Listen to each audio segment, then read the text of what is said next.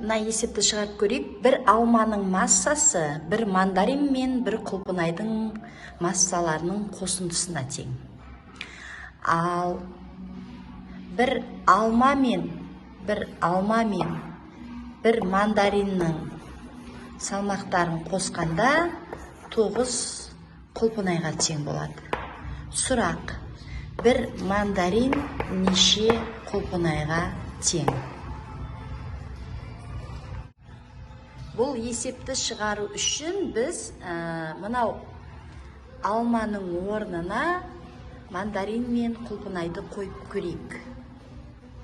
Сонда біз мандарин мен құлпынай және ол жақта тағы бір мандарин бар, иә? Тағы да бір мандарин бар. Тең болады 9 құлпынайға, иә? Ал енді екі жақтан да бір құлпынайды алып тастайық. Мына жақтан бір құлпынайды алып тастаймыз, мына жақтан бір құлпынайды алып тастаймыз. Сонда бізде 2 мандарин қалады, тең болады 8 құлпынайға. Олай болса, бір мандариніміз 4 құлпынайға тең. Міне есеп шықты.